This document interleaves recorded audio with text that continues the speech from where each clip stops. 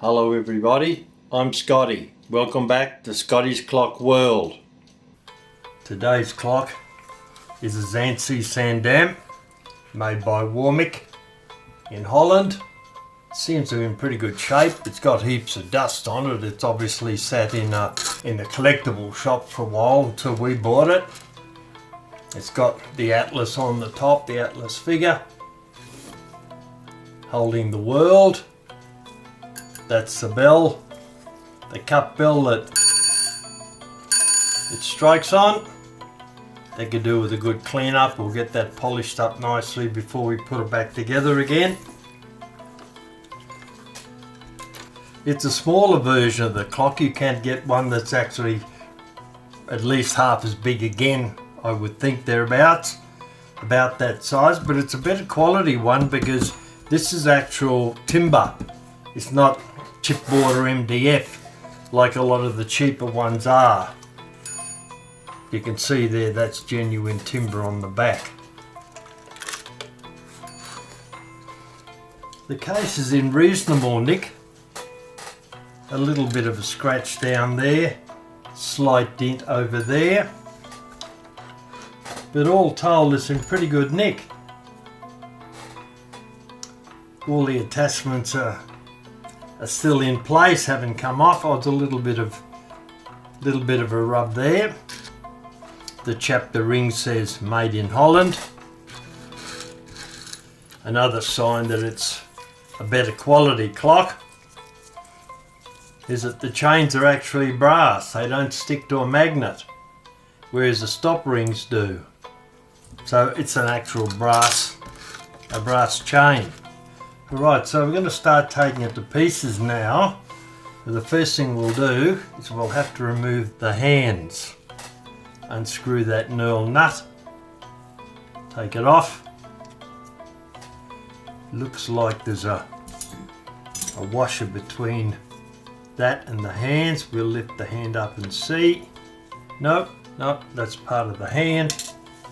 Alright, now we lift the hour hand up,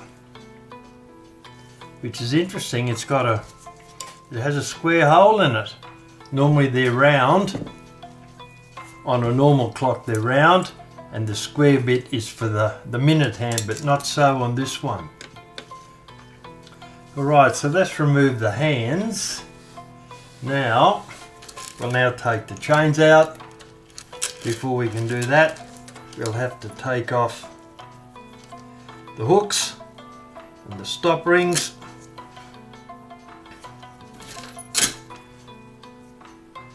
And it's got a stop ring there too. That's clever, so that the weight can't pull up into the base of the clock. Right, we'll start off by taking those off. They need a good clean by the look of them, but we'll take those off. We'd better count and see how many links up that is, so we can put it back on later on.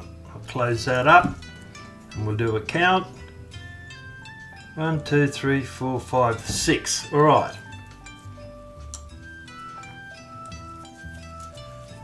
First one gone. We'll undo this hook here. Not very much, and that'll slide out like so. Now we'll be able to pull the chain through. Pulls through. That's the first chain out. Now the second chain, as we can see here, it's pulled right up into the base of the clock. So I'll have to remove that where it is, which won't be easy because it's starting to move up into the clock case. However, I'll flip that over. That's got him. Take the stop ring out. There it is. Close that link up again on the chain. We don't want that to fall out. That is a bit tight. Right, bend it over a bit more. Yeah, I think that'll hold it. Alright. Now we'll take the hook off and then we can pull the chain out.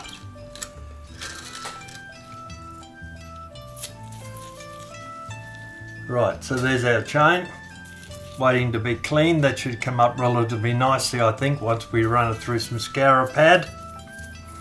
I think that'll look alright. I'm a bit keen to see, so we'll just put in a little bit at the moment and drag it through a couple of times.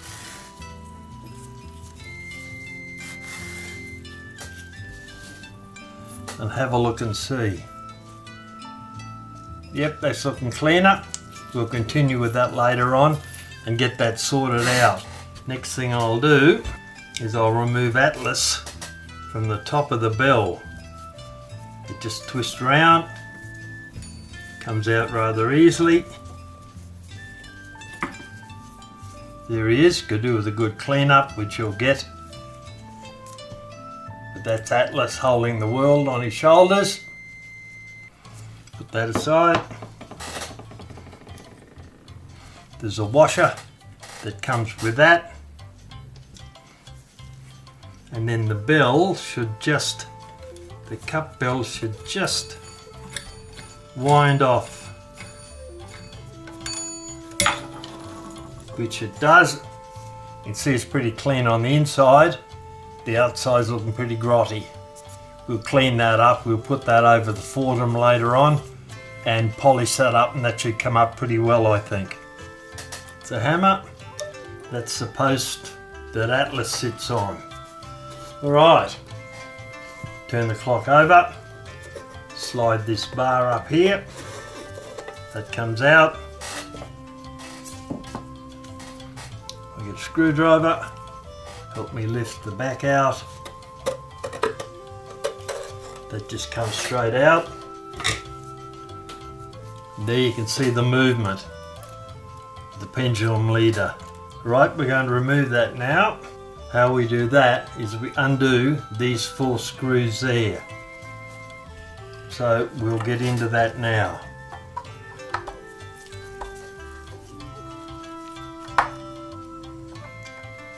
Pretty seriously screwed down there. They've gone in a long way. Oh, it's almost the first one anyway. They're pretty long screws by the feel of that. Still gripping, not loose yet.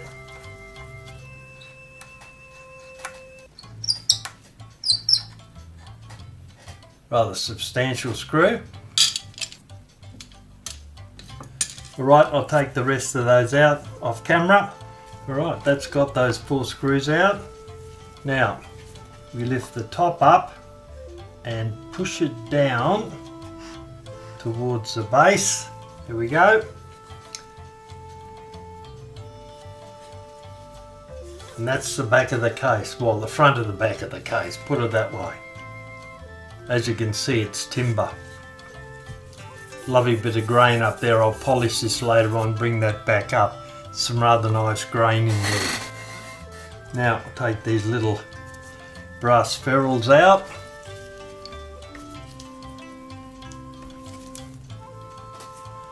We'll run over those with the Foredom too, clean them up. They'll come up pretty well, I would think. Serious amount of dust on there.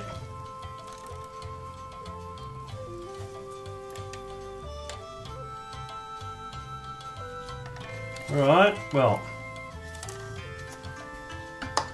we've got 4 screws inside there. I'll undo those, then we'll take the movement out. I'll be interested to see what the movement's like actually. I haven't seen one of these before, so I shall be finding out in a couple of minutes, I would think, what it looks like. These screws are a bit tight, so I'll take them out offline, then I'll be back. I've taken the movement out of the case. You can see the serious amount of dust in there. We'll clean all that up. We'll take the 2 glass panels out, clean them up too. Remove the screw up here that Atlas sits on, clean that up. Plenty of dust on the top there. We'll take these pieces up here off and generally clean up the case so it looks a bit better. Alright, and here's the movement. That's the back of the movement, complete with lots of spider webs on it. Turn it over to the front.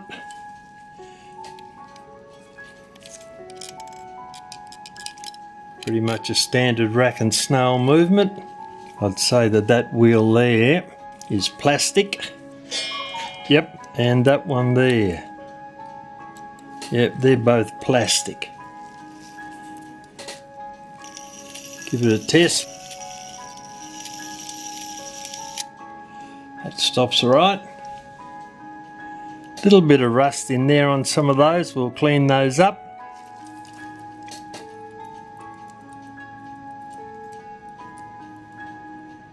The escape wheel looks like it's turning okay.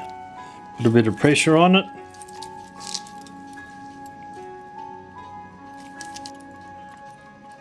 Yep, it's turning alright. Alright.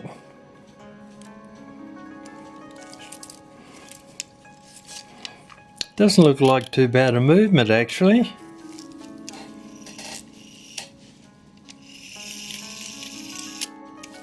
Right. We'll take that apart, we'll clean it and get it cleaned up and running again. Little bits of rust on there, on the hammer rod, little bits inside.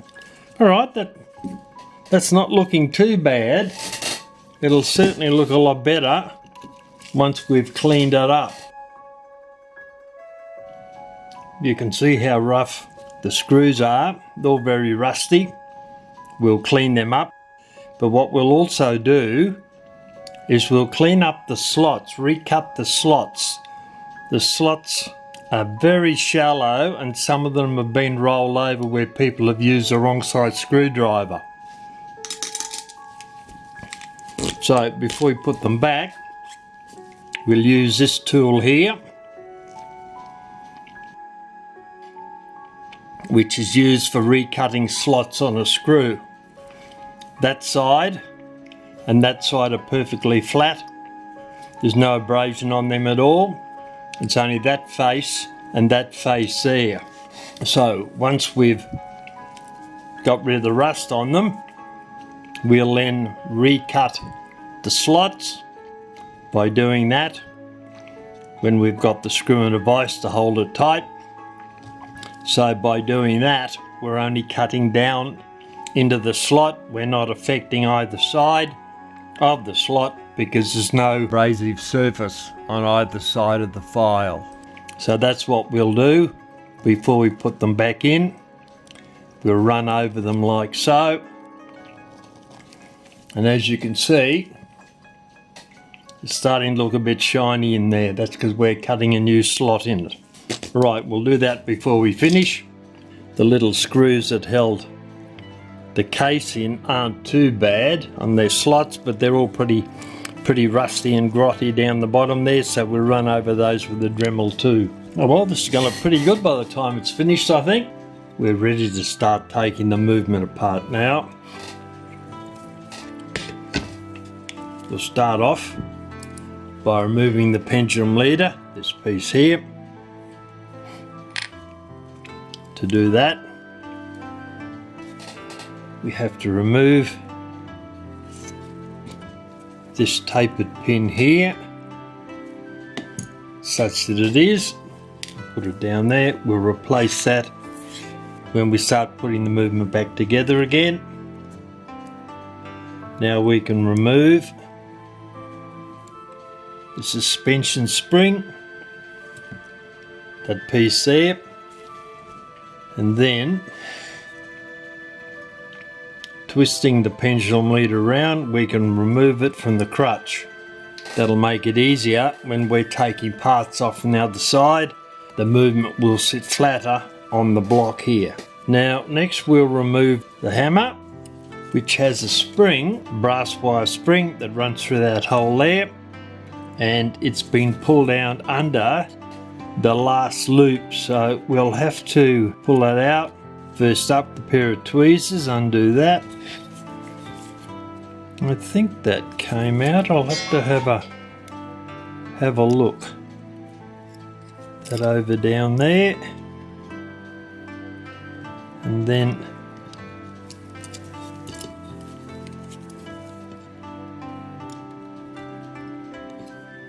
yep, that should pull out alright. Just a matter of being careful with it, that's all, so we don't snap it off. It goes in under there.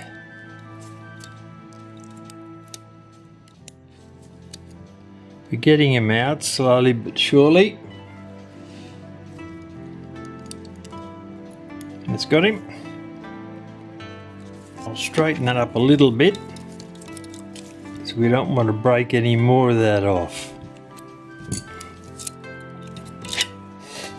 Now we should be able to pull that spring up through the hole there. And we have. Alright, we'll roll the hammer round, and it just comes straight out.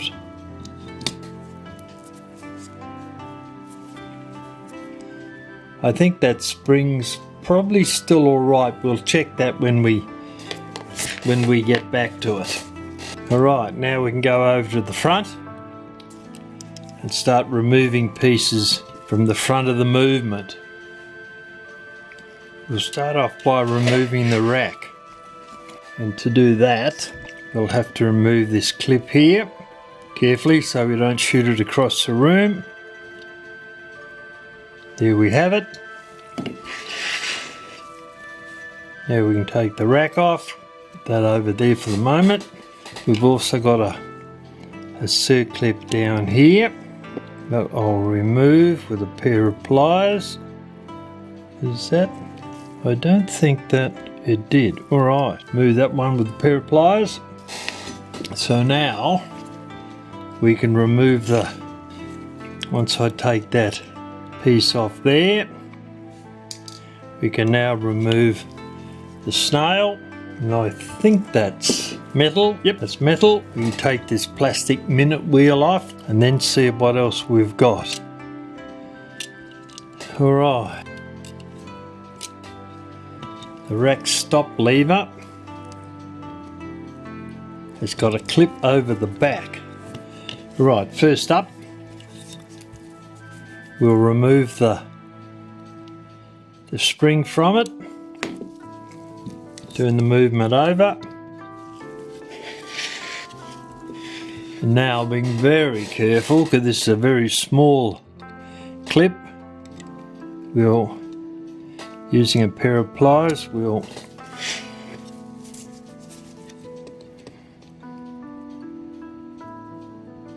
take it off. It is in actual fact not easy to remove. I'll try a different pair of pliers, see if we can get some more pressure on it. Nope, hasn't moved yet. Finally got the clip off, but I had to use parallel jaw pliers and put a hell of a lot of pressure on it. But I eventually removed the clip. Now we can take out the rack stop lever. Out it comes. Oh, it's a bit tight there, but it's got him. We'll leave that spring there. Now we'll take out the lever that sits on the cam gear, which is these two projections here on the minute arbor, which is that piece there. I'll turn it over. We've noticed that behind the circlip there's a little spring, so we'll have to be careful not to lose that when we take this off. Now this is the same circlip as we had on the other one, and I think it'll be easiest if I remove it offline. They're seriously hard to remove, those circlips, Luckily I've got some spare ones in stock. Now we'll take off that little spring that's underneath it that keeps just a little bit of positive pressure on that lever. Take that out. Now we can remove the lever. Being careful not to get it caught up under the spring.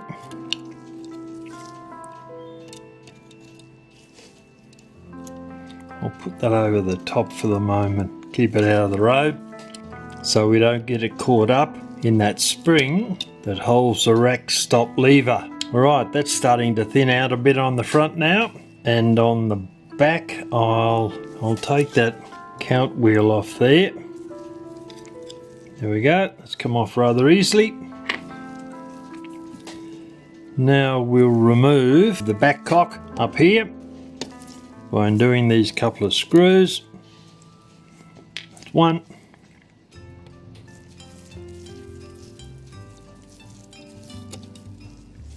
That's two. Now we can remove the back cock, and out comes the pallets with it.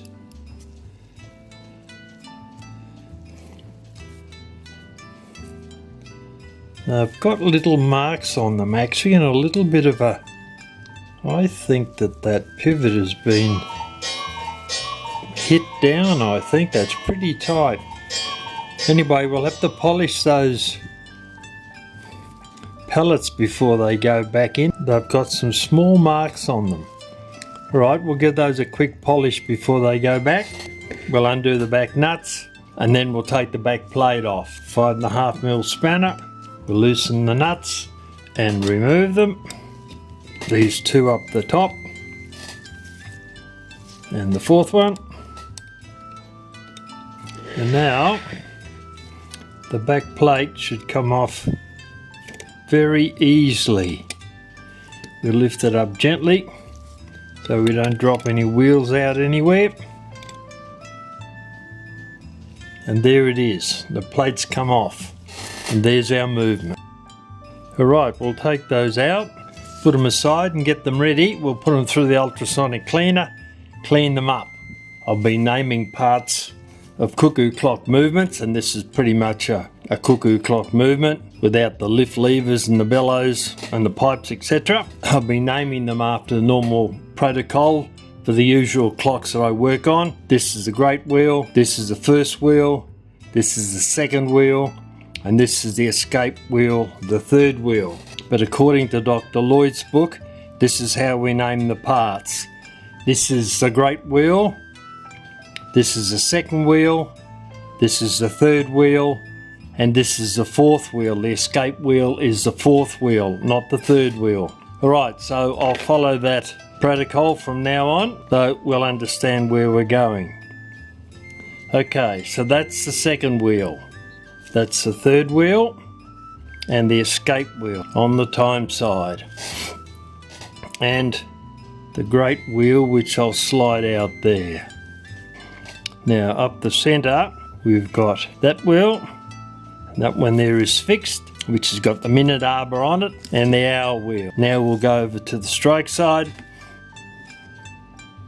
This is a great wheel, this is the second wheel, this is the third wheel. Alright, I might have to lift up the second wheel. Alright, the second wheel was easier than I thought. Alright, that's the second wheel. Now the third wheel. The third wheel's not going to... Oh yeah, of course. I'm thinking the second wheel is the third wheel now that's got the maintenance cam on it. That's why it's not coming out. Now the fourth wheel, actually we'll take the fly out first. Little fly there. It's easier to come out. Then we'll take the fourth wheel out, which is the warning wheel, which has got that pin on it there. And I'll take the great wheel out. So that's what's left of our movement. In not too bad a shape actually. Going through the ultrasonic cleaner will clean it up a bit. At least it's not covered in oil like a lot of the movements I get. are covered in oil. People seem to think just chucking heaps of oil on a clock that doesn't work apparently solves the issue and the clock starts to work. Unfortunately, that doesn't happen to be the case. Right, we'll get the parts ready to go into the ultrasonic cleaner now. I'll start off by putting the plates in first. Front plate, the back plate. Also, because our chains are brass and not brass plated steel, we'll be able to put them into the ultrasonic cleaner. That should give them a pretty good clean, I would imagine. Alright, so they're in there now. I won't put T2 in, the second wheel on the time side, because that's plastic. We don't want to put plastic into an ultrasonic cleaner. We'll have the third wheel and the escape wheel will go on there. That'll keep those together. Tie them down so they don't come apart. That'll hold them in place. Pop them into our bin over there. Now I'll cut another piece of wire. I'll flatten that out a bit, straighten it out. Alright, another piece of wire. Now for the strike side, second wheel, third wheel, the warning wheel, and the fourth wheel, the fly.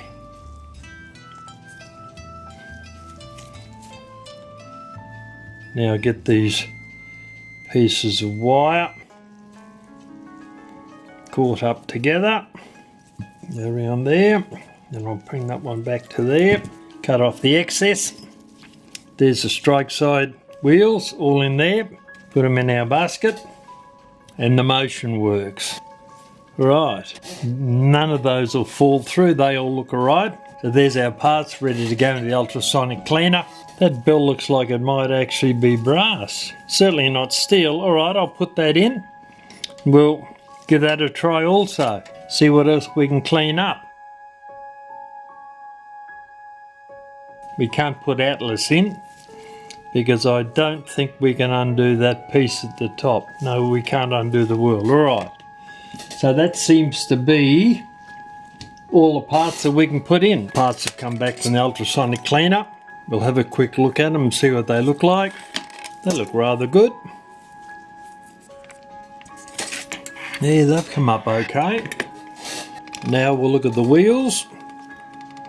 Strike side wheels and the fly. I can run a little bit of steel wool over that, I think, and that'll shine that up a little bit. There's a little bit of mark on the arbor there. Look at that, and that made a difference. Alright. The bell's come up nicely. I'll put that over the Foredom later on, and that'll remove a lot of that pitting on there, I think, light pitting. And the wheels from the time side. They're not looking too bad, actually.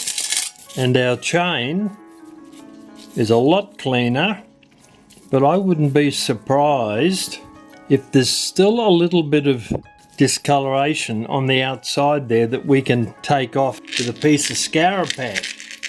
So I'll unlink all these ghastly knots in this chain, and then I'll come back. Then we'll run the chain through a piece of scourer pad. Well, that was fun, undoing all those knots. The chains are okay now.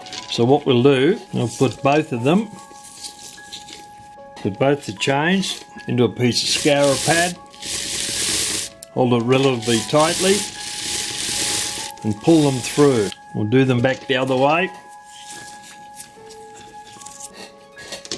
Same thing again, hold the scourer pad relatively tightly and pull the chains through. Now let's see what we got. That looks a lot shinier. Alright, that worked out okay.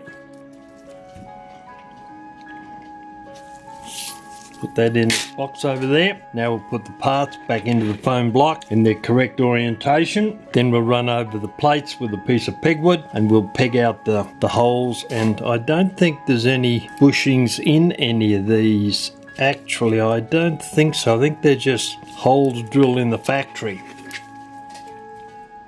But we'll run over them anyway and make sure they're clean. Put the plates aside and the bell. Now we'll open up our parts, put them back into our foam block.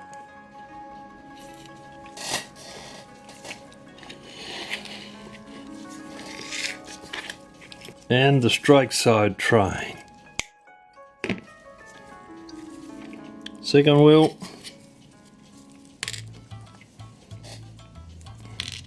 Fourth wheel being the warning wheel, and the fifth wheel being the fly. Alright, I'll clean this up.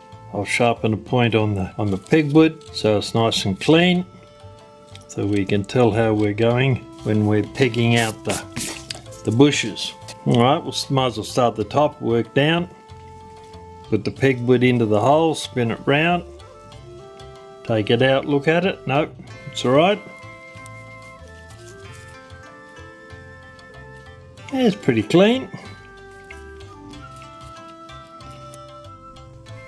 Very few of the holes in the plates have bushings in them, but we'll clean them all out all the way down the plate. That way we know we haven't missed any.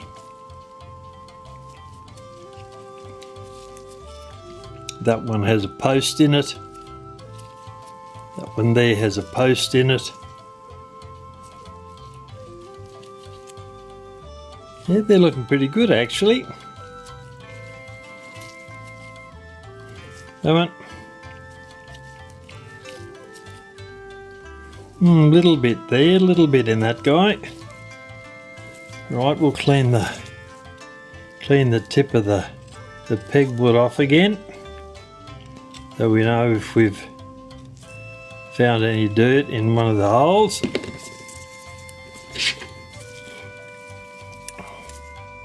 Keep winding it backwards and forwards.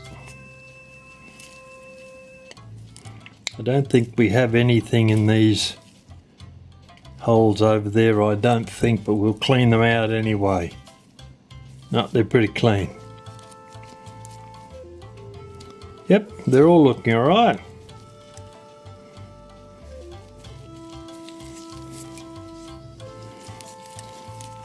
They should be right on this side too, I would say, because they're all clean. I'll do the back plate and then I'll come back. Well, both plates have been pegged out now. Just a little bit of oxidization, discoloration on these plates that we'll remove with a piece of ultra-fine steel wool. Just have to be careful when we're doing it, because these plates have never been polished. This is the way they came from the factory, and they have a coat of lacquer on them to keep them looking relatively shiny. So if you get too aggressive when you're cleaning them, you're going to remove some of the lacquer and then they'll tarnish very, very quickly. So only a light rub over.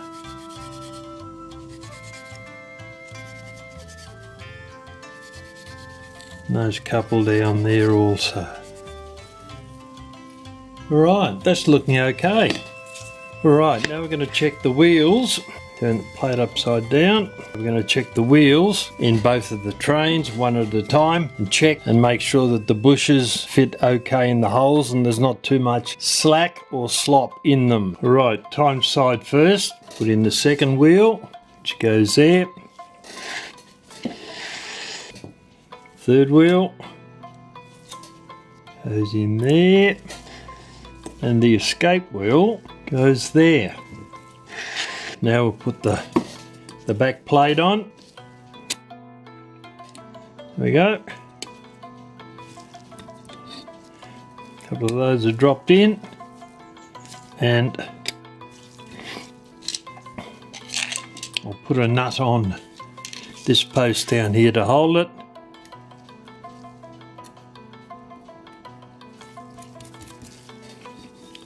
Now we can start to put the pivots into the holes in the plate.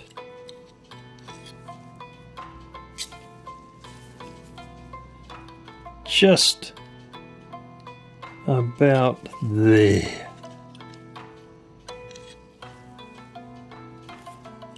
That goes down a little bit to there. Something dropped in, that's for sure. Second wheel. Third wheel's marginally off. And that should go in there, and those posts aligned.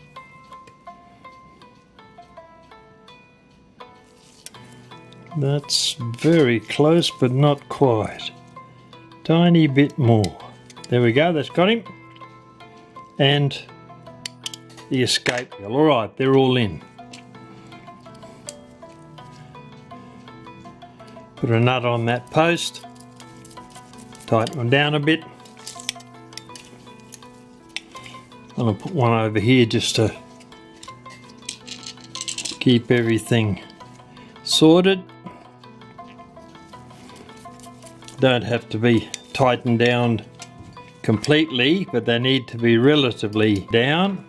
Otherwise, you're not going to get a true reading on the bushings. Okay, let's have a look and see what we got. We're going to look at that pivot there first. I'll move it backwards and forwards.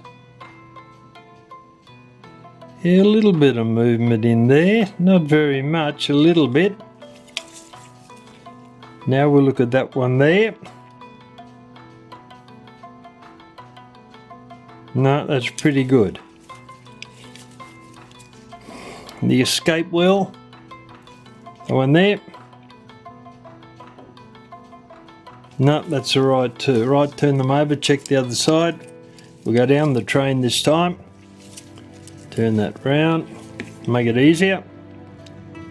That pivot. Escape wheel.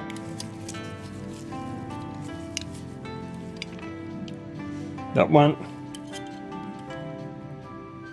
Third wheel. A pivot there.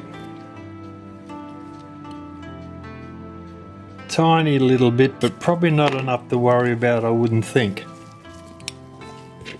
Alright, let's check for in play. See the in play there, wheel moving backwards and forwards, that's good. In play on the third wheel, not a problem. And I'll take my thumb off the pivot on the escape wheel. Alright, that's all pretty good. They spin nice and freely. Alright, take the plate off, undo the nuts, take the plate off. Now we'll do the strike side. One. That one. And that one. Movement's not in too bad shape actually. There was one there that had a little bit of movement in it, the second wheel, but I don't think it's enough to worry about actually. We'll have a look and see what's on the other side. Lift the plate up gently. Take the wheels out. Put them back in our foam block. Right, now the other side. Put our great wheel in for a start, that'll give us an orientation. Goes over the top of there, under there and into there. That's got him. That's the second wheel, third wheel, fourth wheel, the warning pin on it.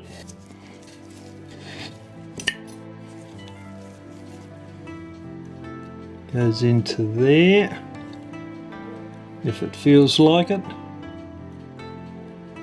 Get that little cam out of the road, there we go. And then the fly sits there right at the top of the train.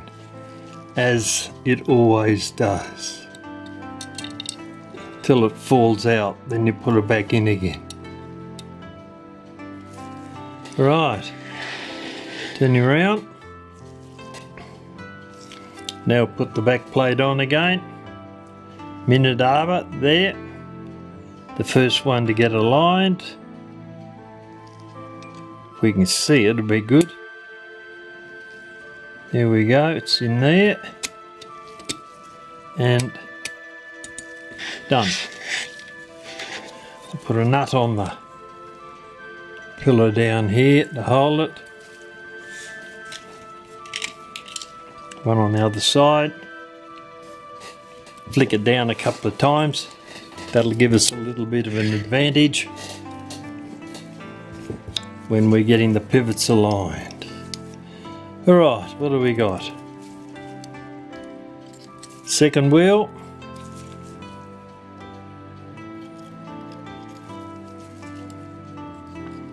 Third wheel. Fourth wheel. And the fly. Well, they all seem to be in alright. I'll turn that to make sure they're all in. We're not breaking off any pivots anywhere. Okay. Put a nut on that post there so we can check the pivots. I notice there's a bit of rust on that. I'll take that off once we've finished checking the pivots. Tighten it down a little bit. Doesn't have to be fully tight. We don't want it to be fully tight. We just don't want the plates to move around, give us a false reading. And that one. Alright. Now, what do we got? First pivot, that one there. I'll grab the wheel, the pair of tweezers and move it backwards and forward. No, that's looking good. Third wheel. With a gathering pallet on it, not a problem. Fourth wheel, the fly. That little guy there. Nope. And the fifth wheel, that one.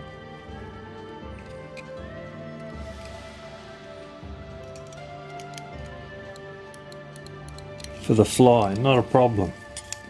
Pretty good shape. Right, turn him round. This one here we'll look at now for the fly. No, that's okay. Fourth wheel. That one there where my thumb is. Nope. Third wheel with a gathering pallet on it. That one there. See where we are.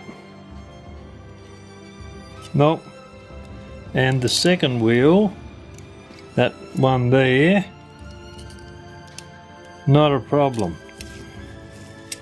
Okay, have a quick look for end plate. Fourth wheel, looking pretty good. Third wheel, not a problem. Little bit of rust on there. I'll run over that with a brass brush in a moment. Second wheel, moving backwards and forwards. Alright, they're all looking pretty good. Give the train a bit of a wind, see how it goes. Turning freely.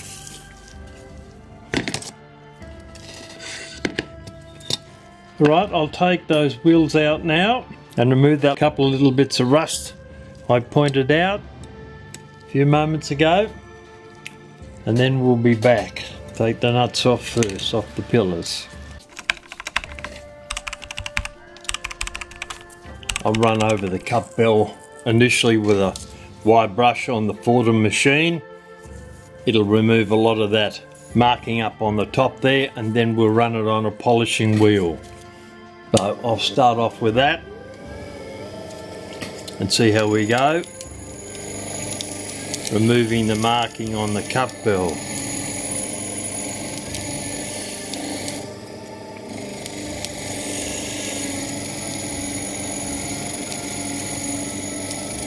Looks like it's doing a reasonable job. That's where I've been over it with the wheel, and that's where I haven't. Alright, I'll do a bit more. I'll run up to the top this time.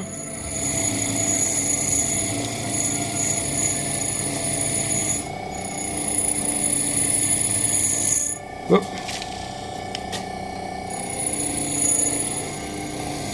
It's certainly removing a lot of that oxidisation, that's for sure. It's still pitted, there's still marks on it. But it'll look a hell of a lot better by the time it's finished, that's for sure. Then I'll put it over the buffer and polish it up and see what it looks like.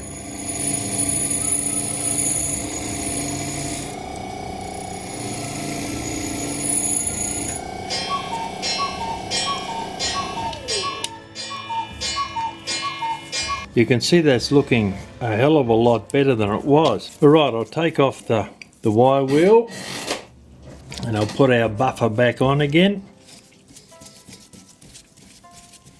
Load it up with a little bit of polish.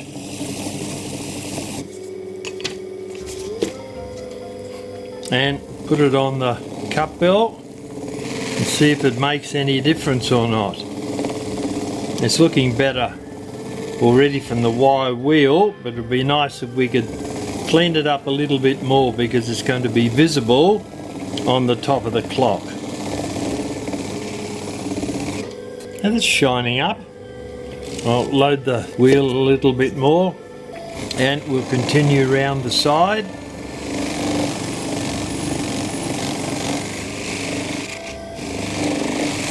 It's going to make quite a nice difference, I think. Right, I'll bring the other wheel up, the big buffing wheel, and we'll try a final buffing on it.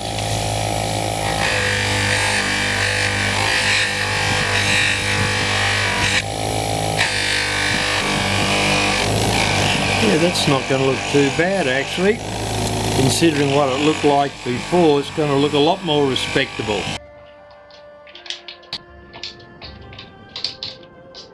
Now we'll run over the brass weight hooks and the stop rings with a Dremel, and I think they'll come up nice and shiny. Let's have a look and see.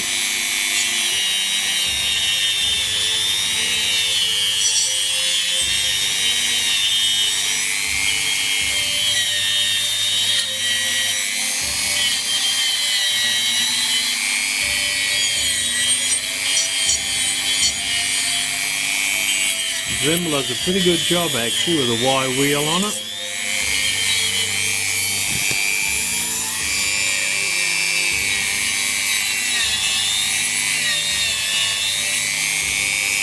Just keep turning it round and running over it with the wheel, and it keeps doing its job.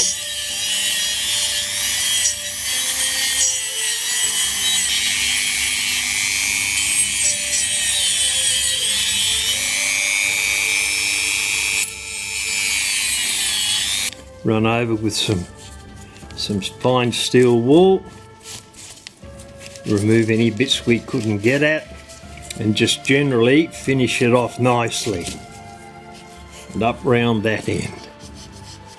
That's one of our hooks.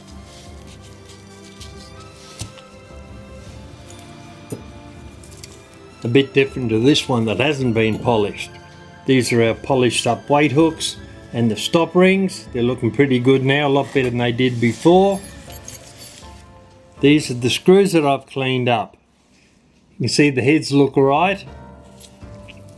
They've been re-slotted. The majority of the rust has gone from down on the screw. And these little guys too, that were pretty bad, they are now looking heaps better. And that's how easy it is to clean up screws and get them working properly again.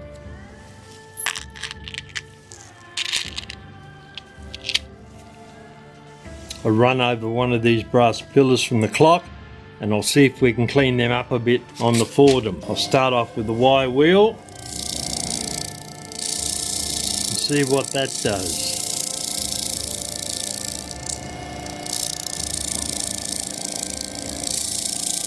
certainly getting rid of the oxidisation, that's for sure. I think this brass has been burnished by the look of it. That's looking a bit shinier. We'll run round the other side and see how it comes up. We'll use this one as a test piece. And we'll put it on the polishing wheel and see if it shines up more. That looks alright, doesn't it? Alright, turn the machine off, take off the wire wheel, put on the polishing wheel, load it up with a little bit of polish, see if it puts a little bit more of a shine on this ferrule here.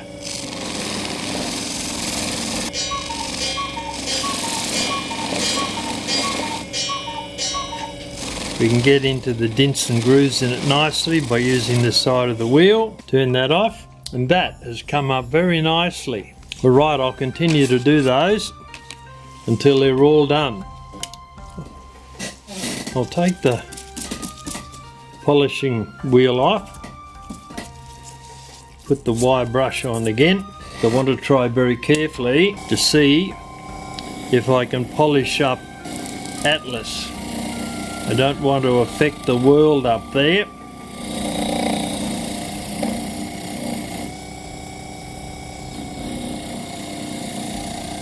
I've got to be very careful.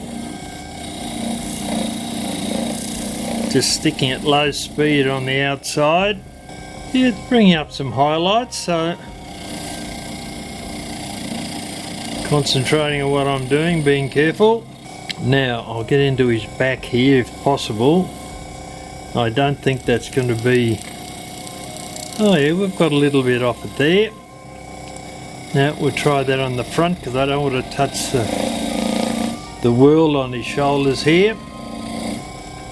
And a little bit on his arm. Not very much. I'm being super duper careful there. Yeah, it's brought out some nice highlights. Alright, that looks okay. Alright, now back to the finials. This brass has definitely been burnished and coloured. It's not returning to its original brass colour.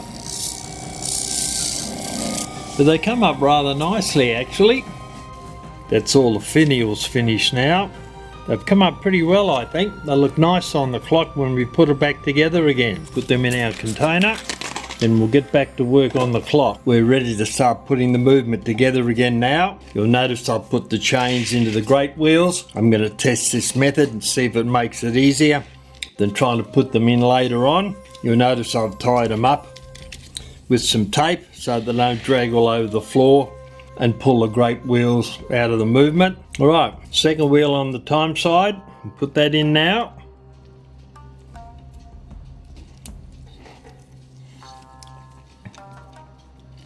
Yep, that's got him. I thought it might have fallen through, but it's got him. Now, third wheel.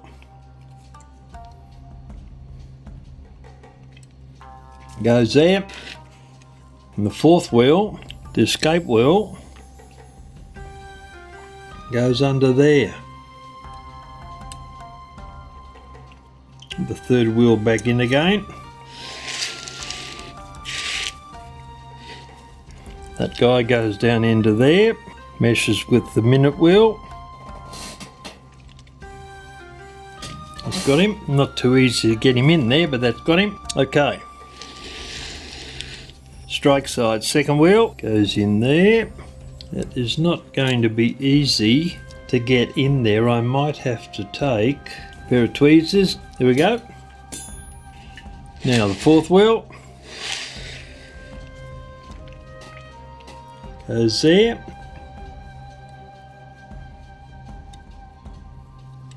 And the fly goes there, right at the top of the train. There we have them. We'll put the pallets and the back cock on later on. Right, now time for the top plate. We'll start off aligning the minute arbor, which is that one there, and goes into that hole there.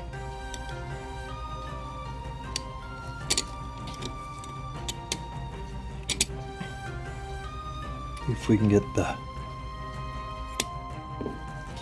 Okay, now I'll put a nut on that post there. Couple of half turns. One on that one there. Just to hold them in place. Now we can start putting the pivots in place once we see what we got.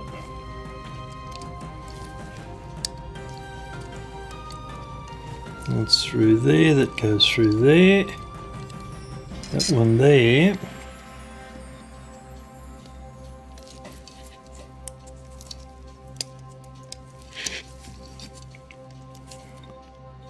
Yep, that one's in. The flies just dropped out, I think. Yes.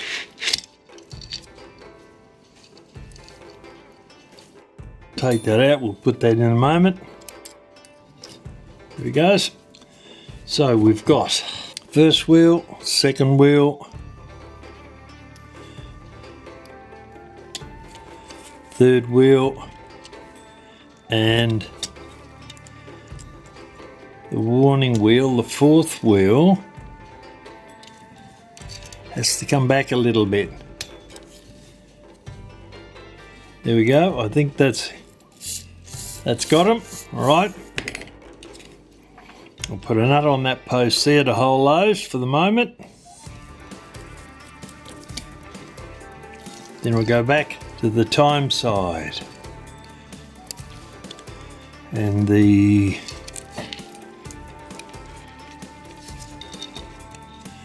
have a look at the great wheels. Actually, before that there.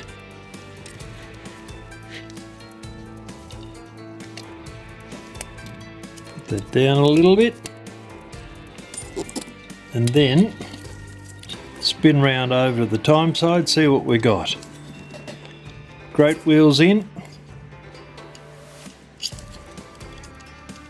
Second wheel.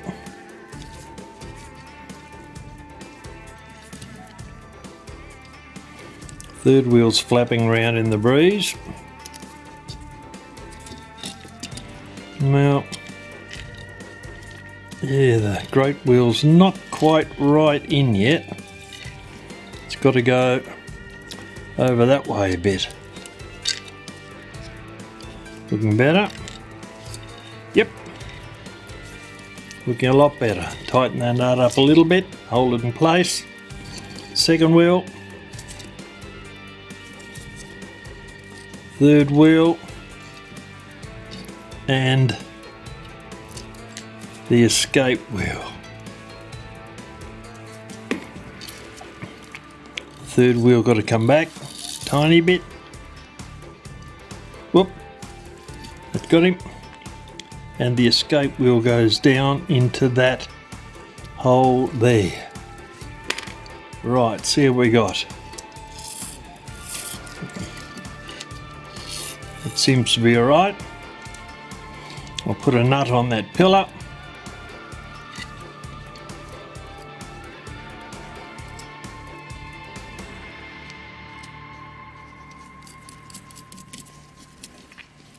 And just quickly check. Make sure that both our trains are working properly. Nice and smoothly. Time train and the strike train. All right. So we can now, oh, that's right, I've got to put the fly in before I tighten those nuts down. I'll loosen that nut there so we can slide the fly into there. Move them down a tiny bit. And across. Yep, a little bit more.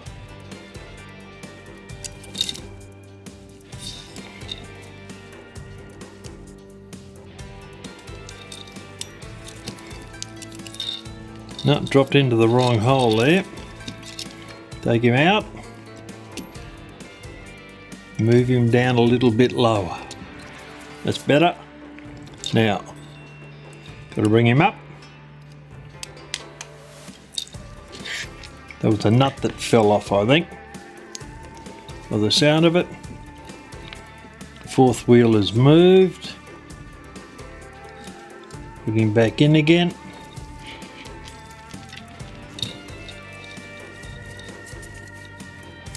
Two,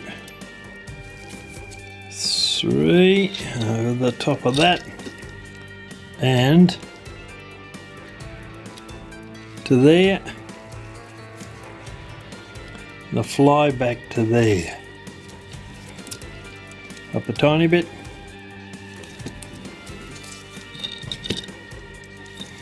it's still tight, so something has dropped out.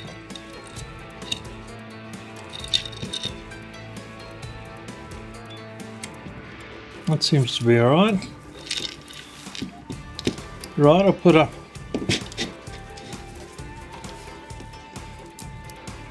nut back on that post to hold things a bit.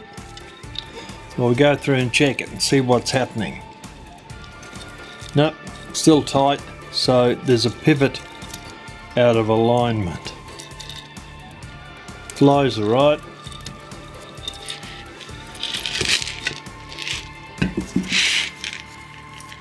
Great wheel, second wheel, third wheel, looks like, I reckon that's the one that's out. Yeah, that one's out. Third wheel with the maintenance cam on it. I'll loosen that nut off a little bit. Don't want to break any pivots off.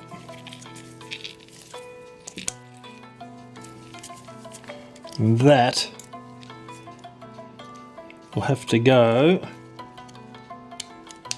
There we go, that's got him. Now put the fly back in again, ever so gently.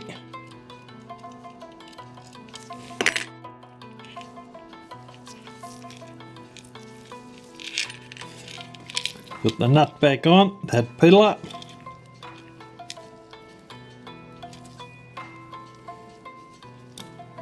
Some rust on that pillar we were going to remove, so I'll tape that off once I've got these wheels in place. Nope, still not quite right. I need a bit more light on that, I think.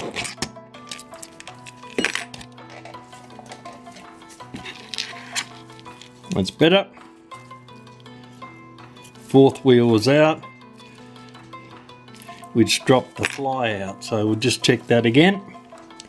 Make sure it's spinning freely. Yep, strike side. Time train. Right, put it back on our block. We can now tighten down the nuts because we know that everything is working in there and there's no compromised pivots anywhere.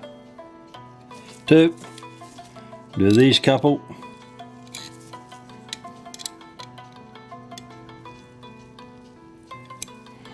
Someone's a bit loose. And the one up the top up here. And final for that one. All right.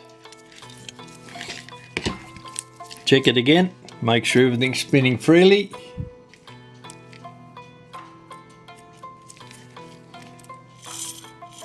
All right.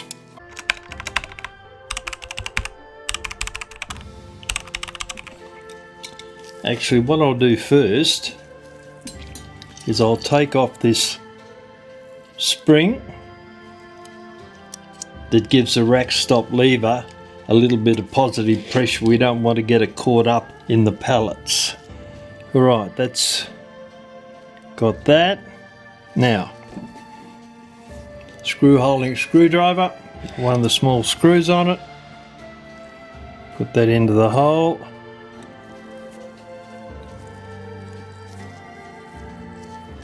And tighten it down a little bit.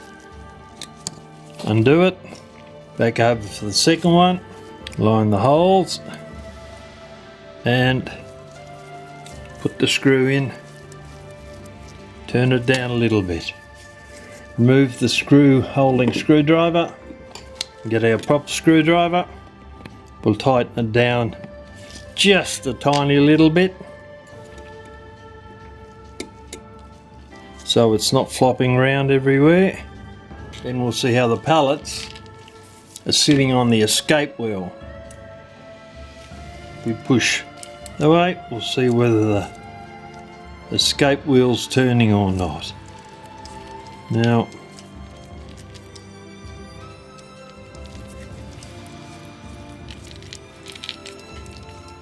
if I turn it that way, we should have pressure on it. Yep, all right.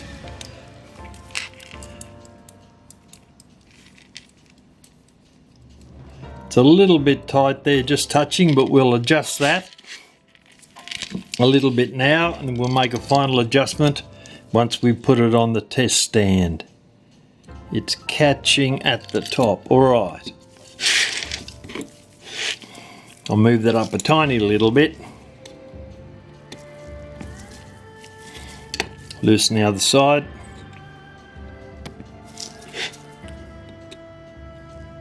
Just so we can move it up. And try that again. Yep, that's spinning freely now. That's not the final adjustment, but the escape wheel is turning, so I'll tighten that down for the moment. We'll make a final adjustment when we put it onto the test stand. You can see the escape wheel turning. Alright, now we've only got one more piece to put on the back, and that's our count wheel for the hammer. We'll leave that until we put the hammer in. Alright, levers time.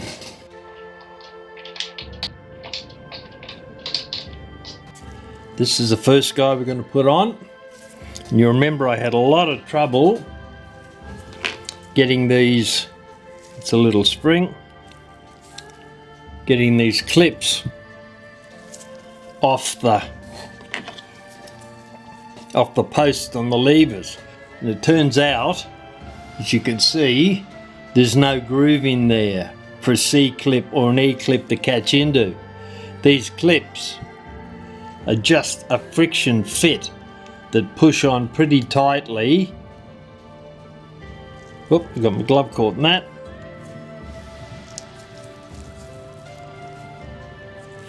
And they just sit there. So that's why I had so much trouble trying to get them out of the groove, because there's no groove there.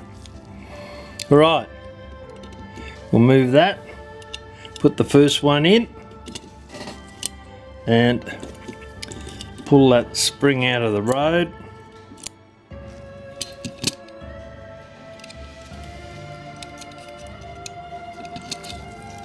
Just put it over the top there for the moment. And that post in through the back plate. Nope, that's got to be up higher yet. That spring's going to give me mischief, guaranteed. Right, take that out.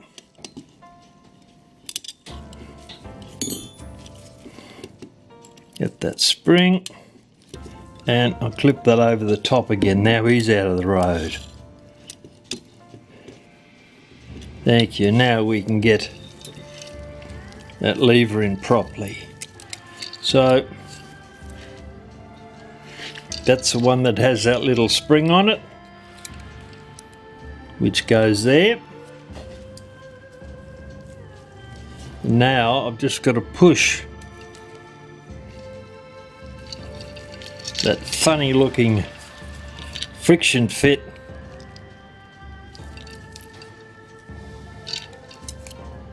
I think that's down far enough. We don't want it to pop off. Once the movement's in the case and working, the last thing we need is for that to pop off. Now I think that that's probably tight enough. See the spring action working on it. Alright, now we want the rack stop lever,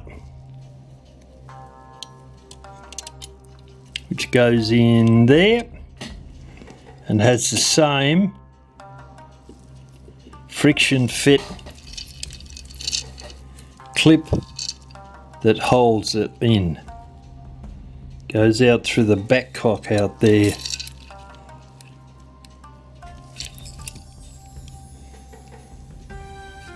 It's got down a little bit, goes in the hole.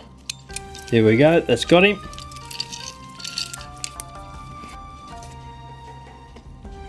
And put that funny little,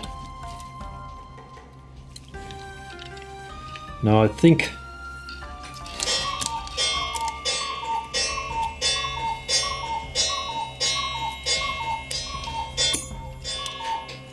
now what I've got to do, the clip that held it on was damaged when I was taking it off, so I've had to modify another clip so that it sits on there just friction tight. That'll stop it coming off. And now get our spring again, and that goes up over the top arm there. It gives it just a little bit of positive pressure so it'll work properly. Alright.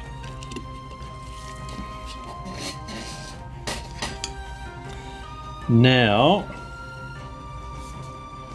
goes there, and I'll see if we can put the rack on before we put the snail on.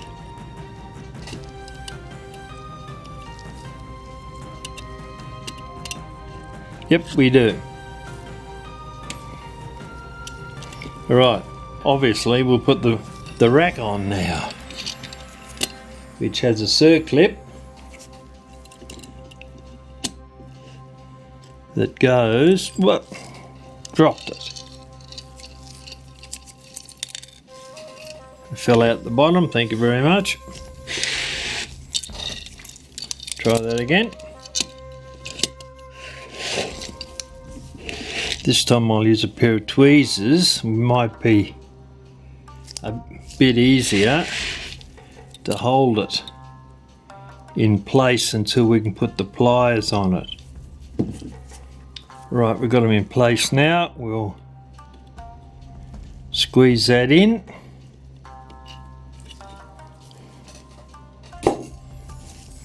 Check it to make sure it's in.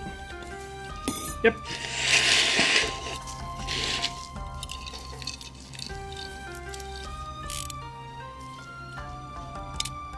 Okay, rack stop lever is on. Now the rack is on. Now we'll get rid of some of these things. Now we'll put the snail on and move there we go, the rack up so it slides underneath, and then no, I think we're going to have to put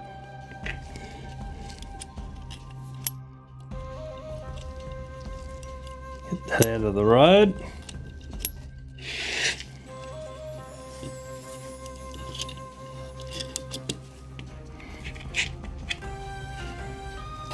It's got a those there, and then the snail. Put that over the top there. And we've got another E-clip that holds that in place, which goes there. Pair of pliers and clip that into place.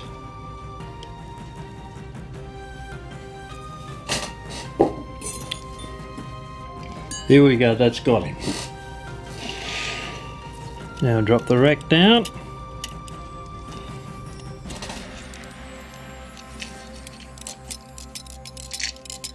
What we got? Turn that round. Right. That's actually looking alright so far. Now what else have we got?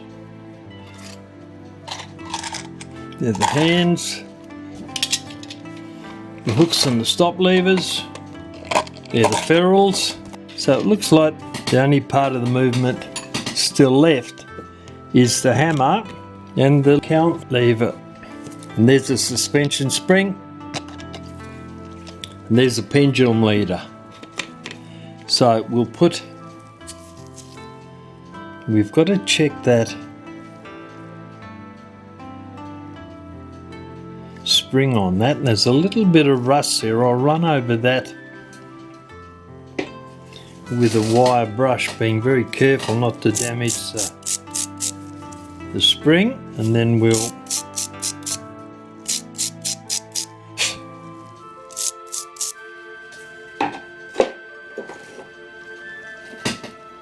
turn the movement over.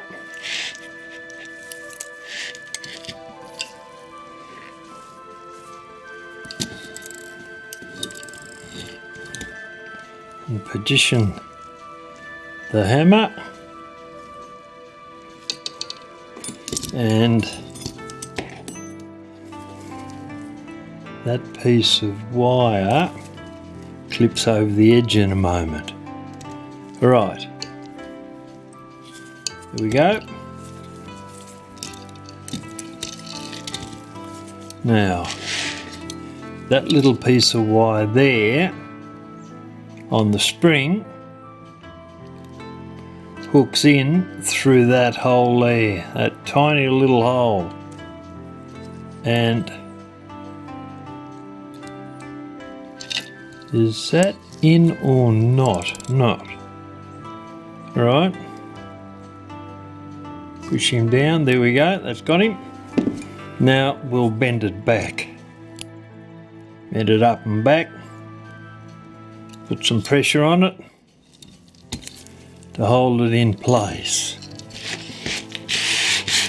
Right, well we're starting to get somewhere now. That's where the hammer sits, that's the positive pressure pulling it back. We can now put this wheel on. Undo it a tiny bit so we can slide it onto the, there we go, onto the post. Now with the lever, we want that little lift lever there on the hammer to be just underneath one of those lifting lugs on that wheel so that it lifts. All right. Well, we're starting to get somewhere now.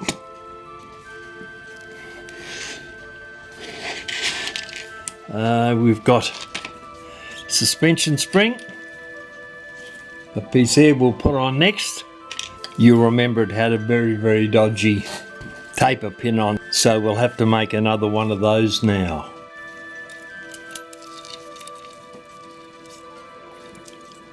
This is the size taper pin we need. We'll cut the exact size we need out of that. So first thing we'll do, we don't want all that huge amount of pin there, so we'll mark a line. We want to cut all that off, and from this side we want to remove all of that.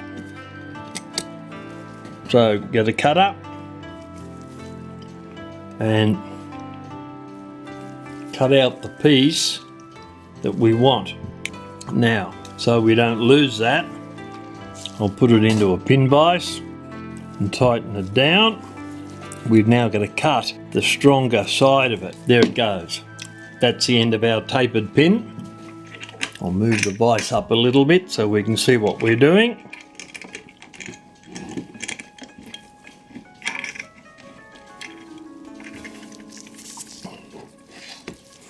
I'll pull the tapered pin out just a tiny little bit. Not very much, just a tiny little bit with a pair of tweezers. That'll be enough. Give us a little bit more to see what we're doing. Now, using a pivot file on this special little bit of wood I've made that's got a couple of grooves in it, so we can rest the pin in it so that it's not sort of moving backwards and forwards while we're filing it. Rest the pin. I'll put it in that one because it's a little bit smaller. The first thing we do is we square off the end of the pin.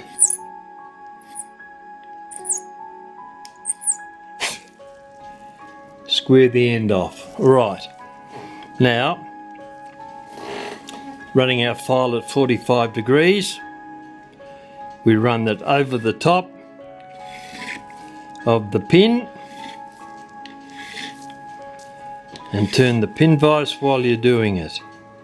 That'll give you a nice smooth 45-degree angle finish. There it is. Okay, loosen the pin vise. Take the tapered pin out. Put the end that we've just done into the vise. Tighten it down. Same thing again. Line it on a piece of wood. Square off the end of the pin first. Nothing looks worse than a rough tapered pin in a clock. Someone has just jammed one in, cut the ends off with a pair of pliers, and it's all rough and jagged.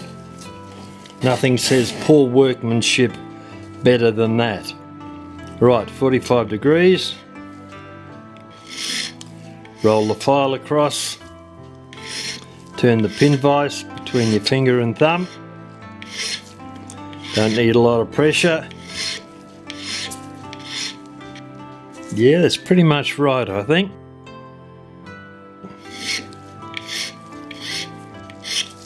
Here we go. All right. So I'll get rid of this. Take our new tapered pin out of the pin vise.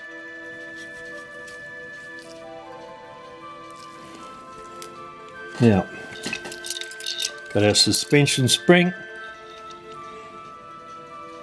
Push it in to the back cock and align the holes.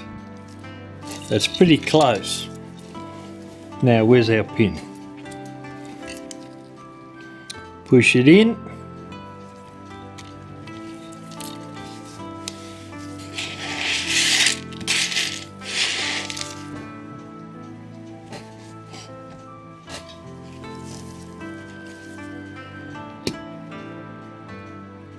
Yep, the taper pin goes in the second hole, not the first one.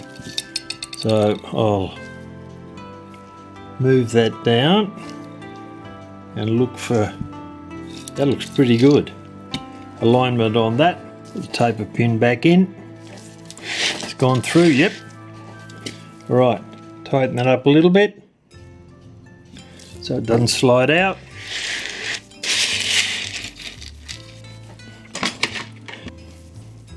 Over the top there, wrong way up, over the top, wind it in, turn it round in the centre, and then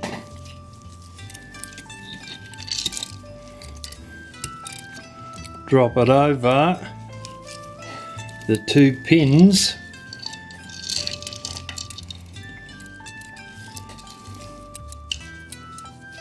on the bottom of the suspension spring.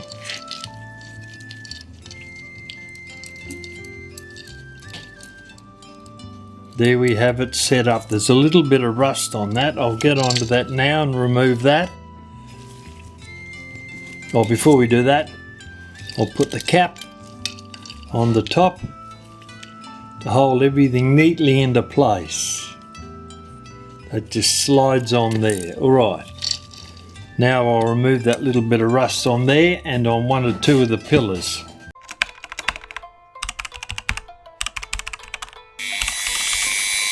I'll continue removing the rust off this large bolt that has Atlas sitting on it on top of the clock, complete with the cup belt, running over with a Dremel with a wire wheel on it. You can see the difference it's making very, very quickly. As usual, holding it in a set of lockjaw pliers.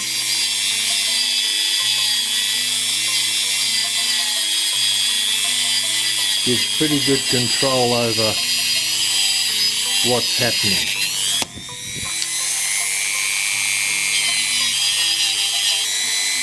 A very efficient way of removing rust from screws.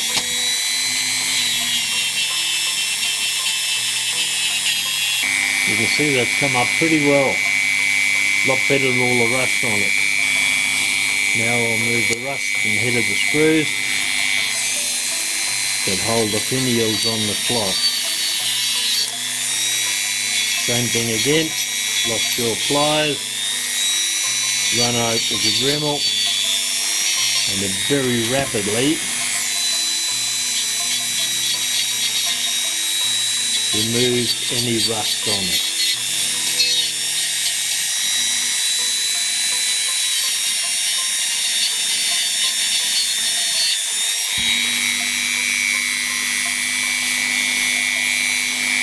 You see the difference? For 20 or 30 seconds worth of work. I'll just finish these off. I'll do the last two off camera. I'm going to show you how quickly a Dremel cleans these rusty screws up.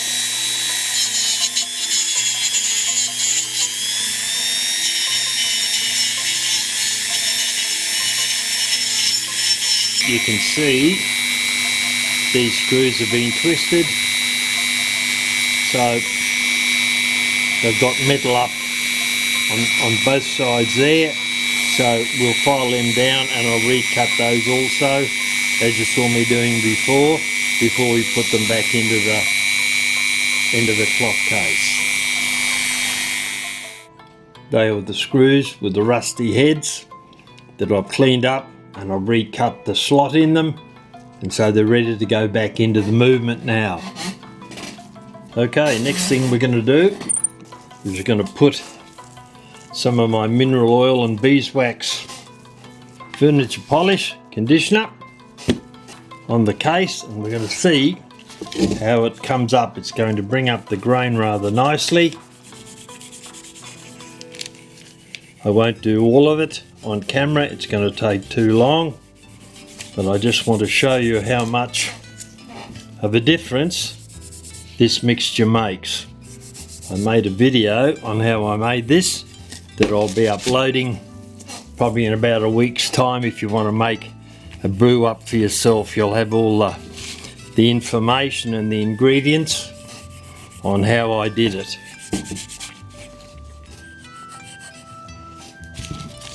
Right, there's very nice grain on the front here, and we're going to bring that out, which you'll see very, very soon,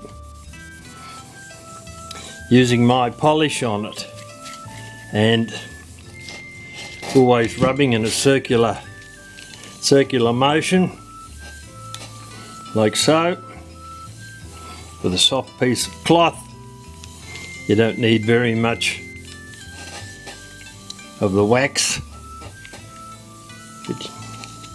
You continue to rub it in a circular motion, creates a bit of friction, it warms up the wax, melts it a little bit, and it runs into the the wood fibres far more easily. Now look at that. You can see the grain on that compared to the bottom bit down here. Right, I'll continue down here a little ways, and then I'll do the rest off camera, because I've got to do the edges, etc. And then I'll come back and I'll show you what the final product looks like.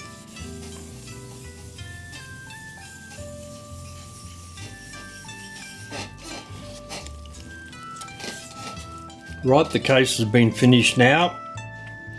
I rubbed it down with my mineral oil beeswax cloth case polish. As you can see, it's brought the grain up very nicely to get the shine off it. There we go. And the top part of the clock that houses the movement has come up very nicely. Glass has been cleaned, top's done, sides are done, bottom's done where the chain comes out. Now we're ready to get back to the movement, do a final check on the movement, put the hooks on the chain, and then we can put it onto a test stand. Right, we're about ready to put the movement up onto a test stand. You can see here that I'll put a new spring on the hammer. The old one was getting pretty weak. That returns it quite well. So that's done. All we have to do now is check that the pin on the warning wheel is hitting that tab there on the rack stop lever each time that we rotate the movement for 1 hour. Now, having a look to see if I've got a watch key large enough, and I don't think that I have, to be able to rotate. Nope, not big enough. All right, put them back.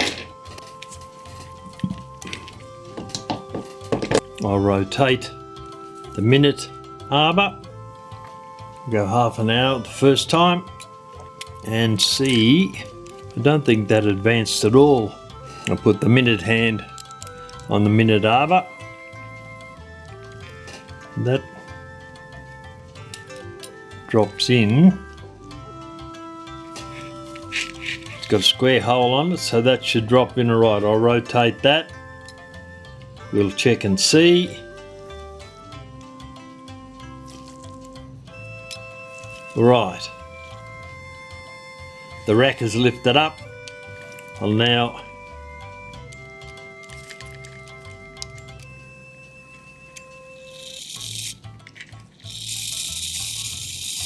turn. There we go, that's dropped down. And the pin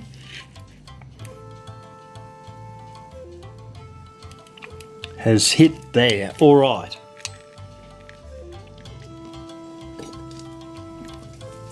That pin on the maintenance cam is not touching one of the teeth, so that's in the correct position. Right, I'll run some steel wool over those hands. They look a little bit rough. And then I'll go and put the movement out in the test stand, and we'll see how it goes. I had the movement up in a test stand. You can see the escape wheel turning there. It'll run for a little while and then it would stop working. And it doesn't take very long, probably 20 seconds or something. You can see the wheel is slowly running down there, slowing down, and it won't take much longer. There it goes, it's stopped already. So there's a couple of problems that it might be, and we're going to investigate both and see what we've got. First up, you can see the weight there.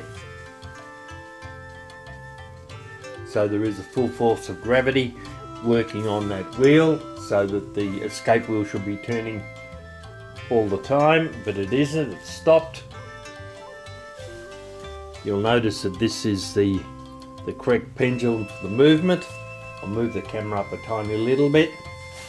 You can see the one connection point there on the pendulum leader. This was the one that was on it.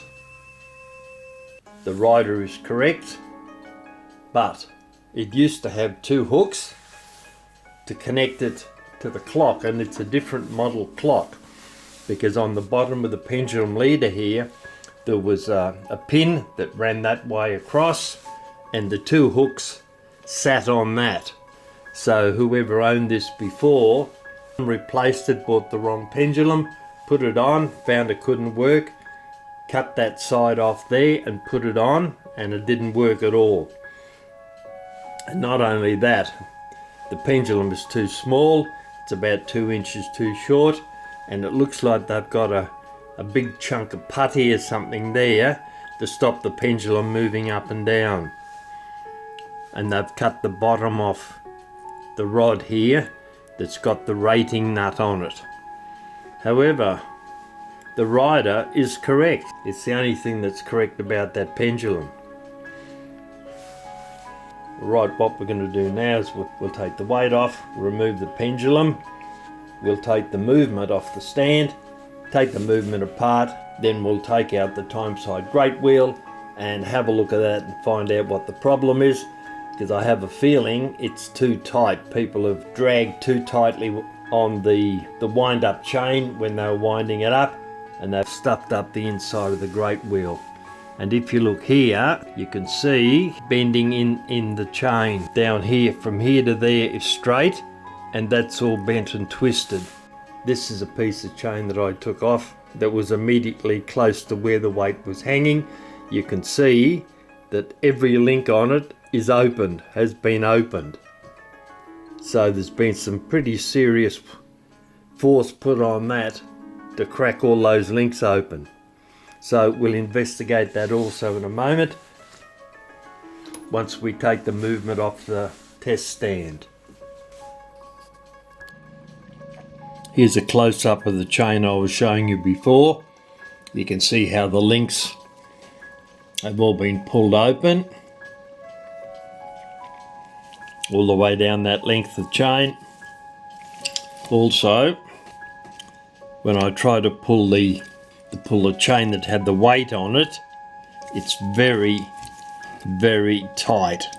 But you can see it virtually doesn't move. So there's obviously a problem up there with the chain, etc. So what I'm proposing to do, the other end of the chain is in good nick. So the first thing I'm going to do, before I take the movement apart, is I'm going to remove the chain. I'll put the other end of the chain through that we just had a look at, the chain that's in good condition. I'll put that through, and then I'll try that and see whether that works.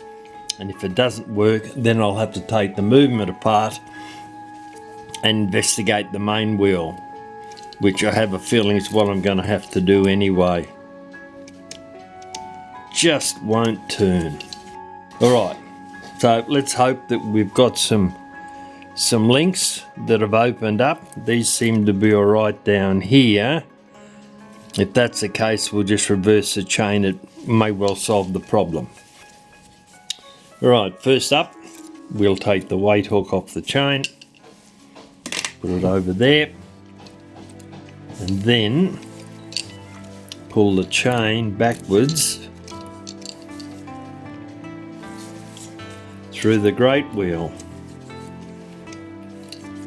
And that's not working very well either, though it did come out. Yeah, that grate wheel definitely needs some work on it. Right, I'll reverse the chain. We'll start off with that and see if that makes any difference. But I've got a feeling that we're going to have to take the movement apart and investigate that grate wheel.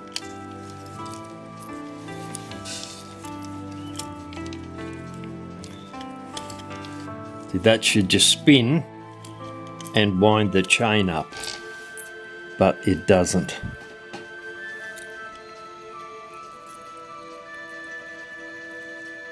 That in there. Turn it round. Nope. We're not going to get out of it apparently. We're going to have to take the movement apart. Alright, I'll put that chain aside. We'll start taking the movement apart. Which is a shame because we've rebuilt it nicely. But anyway, be that as it may. Pair of pliers. Remove our newly made tapered pin. Put him out, put him over there. Suspension spring comes straight out. Now the pendulum leader comes off the crutch. Put him over there. I'll take the hammer off in a second and we'll undo the screw on this. Not easy to get at there. Got him. Screwdriver underneath, lift it up a tiny little bit, that's better. Put that over there.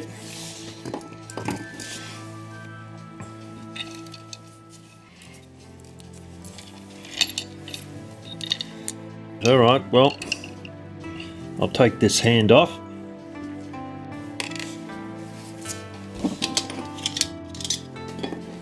Put that in the dish over there. Okay, over to the back now. Undo the wire on the hammer. It goes through that little hole.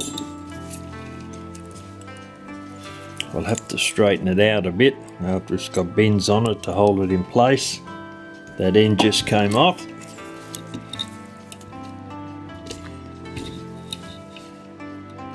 Lift the spring out of that hole.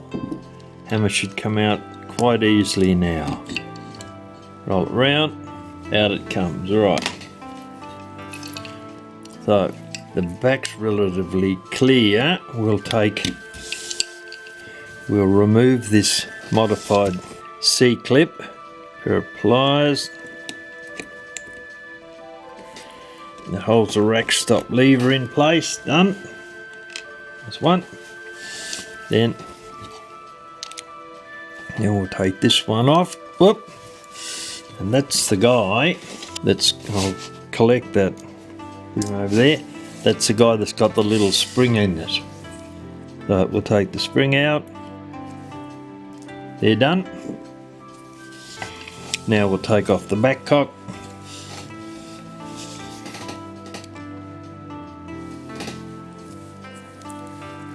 Undo the two screws. Now the dish, put it over there. The back cock will come straight off. Put that aside. Now we'll take some of the stuff off the front, the parts off here. Then we'll be able to access the groat wheel. If I can turn that round, might be easier to get it off. Where's the opening for that?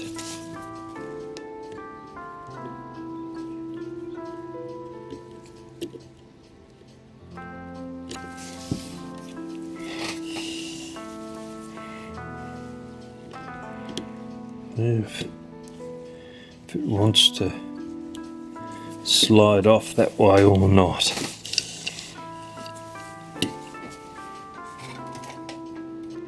It is a little bit tricky. We don't want to lose it. Still there. Pick it up with a sharp pointy pair of tweezers so we don't lose it. That's got him, thank you. Put him in the dish. Keep all these pieces separated in dishes, etc., so it's very easy to put it all back together again. Lift the rack stop lever. The rack comes out easily. No, it doesn't. It's got a little circlip on it there. We'll give that a light click so we don't lose it. It's got him. Pointy tweezers. Put him aside. Rack comes off. Snail. Goes aside. Now, before the rack stop lever comes off, we'll have to move the tension spring. Lift that up and out of the road. Lift it away from the maintenance cam. Out it comes.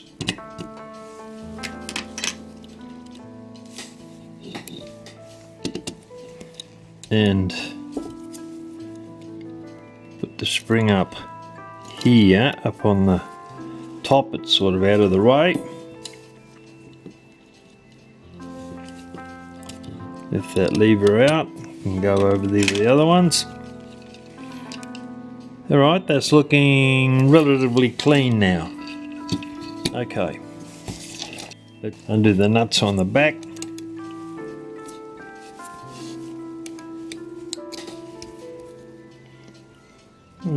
Just moving. Alright, that one.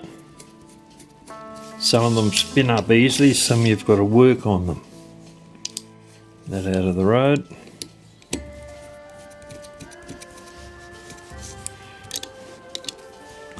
And the last one.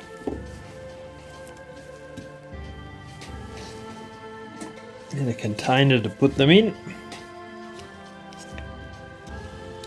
Careful we don't drop them.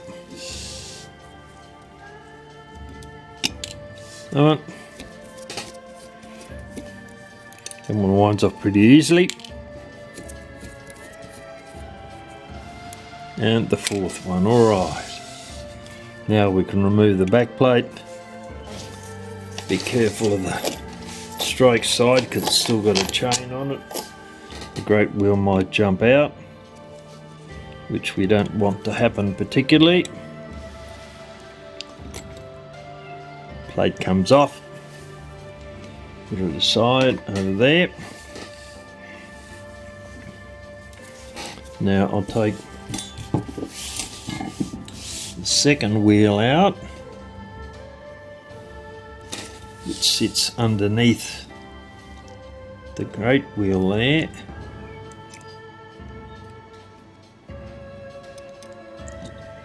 Got him. Now we can access the great wheel. Put our movement over there, out of the road. Now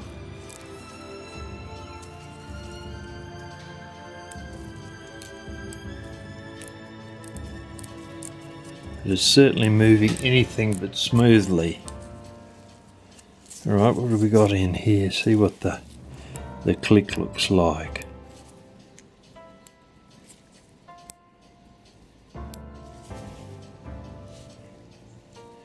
Here the clicks functioning properly, but I have a feeling that that ferrule there has been punched down too tightly on it, because that should spin freely, and it certainly isn't. It's also pretty oily and gunky in there, and a lot of gunk in there, and I don't know that that's going to help it particularly.